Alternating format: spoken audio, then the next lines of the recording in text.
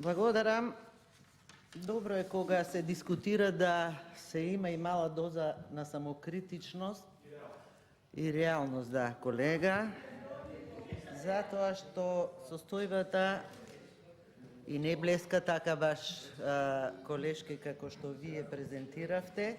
И еве јас преку мојата реплика кон вашиот говор ќе се обидам да демантирам во вашето излагање во повеќе сегменти. Најпрво зборувавте за приходната страна на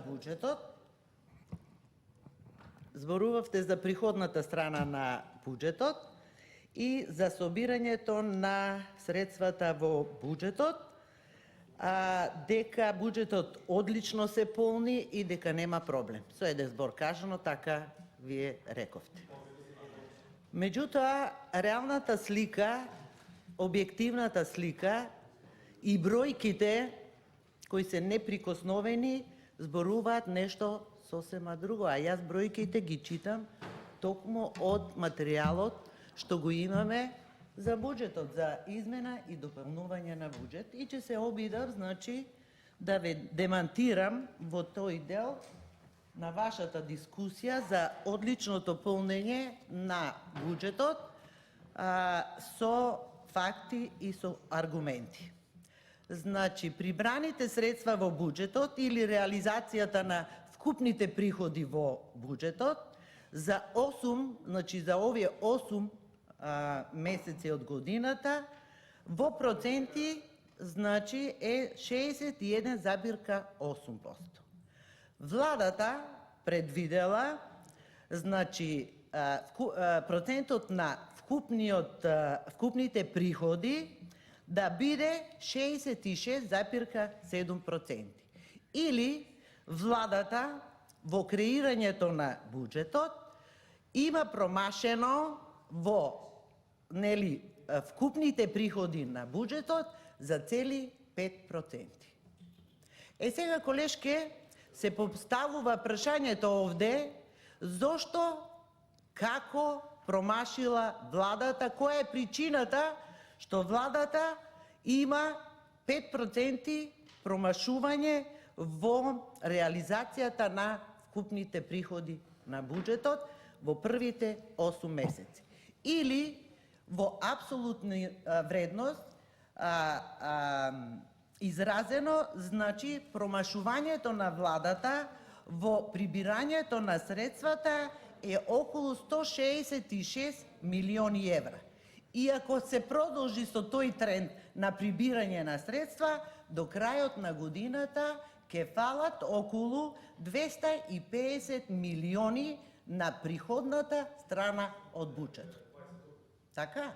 Значи, со овие економски политики на владата, бројните економски мерки се укажува, значи бројките укажуваат дека тие економски политики на владата и мерки не даваат резултат и ефект врз приходната страна на буџетот.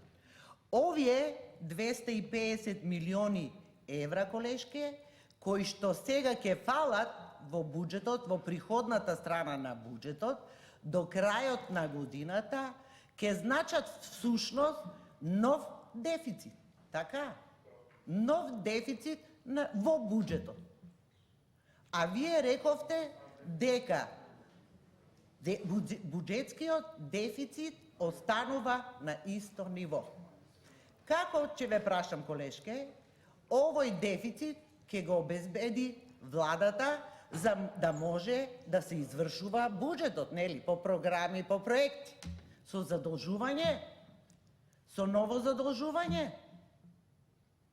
Па доста е, колешки. 600 милиона евра оваа година задолжување. Предвидено е ново задолжување од 600 милиони за следната година. Дополнително долг на буџетот од овие 250 милиони евра и уште планираниот нов долг за клинички центар од 500 милиони евра. Па, колкав долг треба да направи, како може да издржи оваа држава со долг од 2 милиарди евра, колешке? Па доста е од кредити, доста е од задолжување, па не и моите деца, вашите деца, внуци, правнуци, и они не ќе можат да го подмират овој долг што го прави државата.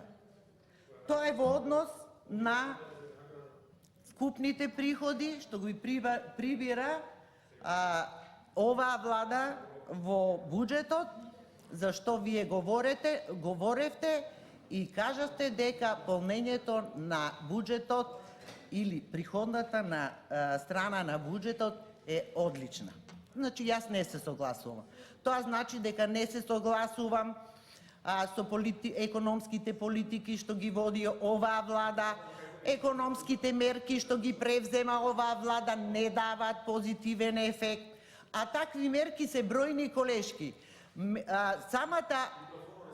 Самата минимална плата е факт дека не даде резултат во стопанството и кај граѓаните, посебно нели во стопанството. И сега оваа влада, бидејќи овој проект потврли го средствата кои што оваа година за оваа намена се предвидени, се ребалансирани и се многу намалени.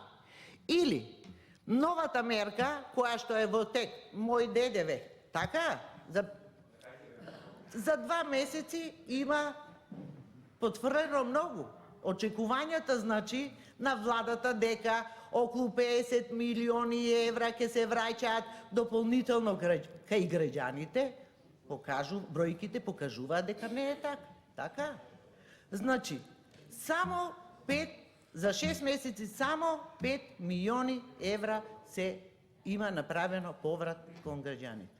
Значи, оваа мерка исто така нема да даде ефект. Единствено што прави преку оваа мерка или овој проект е сузбивање, значи владата го прави тоа, сузбивање на сивата економија преку граѓаните, затоа што фактички институциите не функционираат. И сега, затоа што институциите не функционираат, тоа треба, значи инспектори треба да бидат граѓаните. Така, колешке?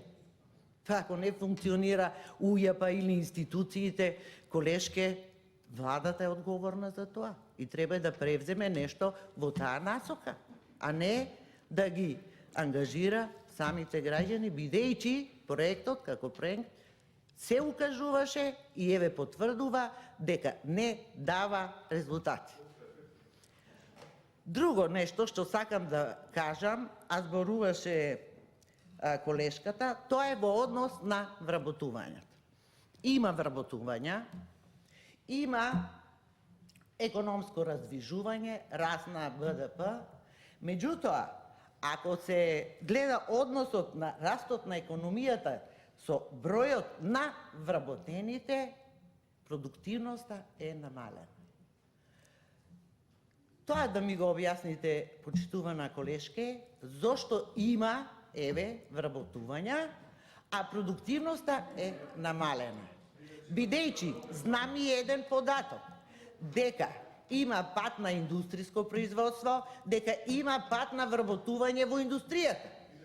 Така? Тогаш, ако има пат на вработени, реално вработени во индустријата, каде се вработени овие вработувања за кои што вие зборувавте? Во администрација? Значи, вработувањата во администрацијата, колешке, не дава дополнителна вредност. Тоа и вие го знаете. И сега, да зборуваме понатаму за тоа како да се зголеми продуктивноста. Нели? За да се зголеми продуктивноста, колешке, треба да имаме одлично образование. А вие сега правите, односно ги реалоцирате средствата од образованието и од тоа купче ги насочувате во друго, затоа што одредени средства по програми и проекти не се реализирани, и пак овде ќе потврдам која е причината заради неефикасност на институциите. Друго што кажавте во вашата дискусија дека има градежна експанзија и дека се гради. Ако е така, колешке, а градежната активност е само на ниво од 7%, Благодарам. зошто тогаш капиталните инвестиции се на најниско ниво како никогаш досега? Зошто тогаш се Благодарам, земаат привршујте средствата дискусијата ви поминеме. се земаат средствата за изградба на школи, нели, на студентски домови, на спортски сали. Тоа да ми го објасните. И зборувавте за некакви средства во здравството, Пауза. дека се... Како пауза на средни Па служби? 3 пати ве опоменувам и помина времето, заврши, што е работа? Ама по... реплицирам по незино. 11 минути имаш, ева заврши, ја мислите и Ајде да завршам мислата. Ќе ја завршам мислата со, еве, кажувањето на колешката дека премиерот Зоран Заев е најуспешниот премиер. Едно нешто ќе ве замолам, колешке, бидејќи многу си го сакате премиерот, мислам дека ви е роднина, крајно време да престане средствата на граѓаните, на сите граѓани, да ги користи само за лични потреби. Ударам. Ето, ако може, ве замолувам да му го кажете. Контрареплика Милева Ѓорѓиева.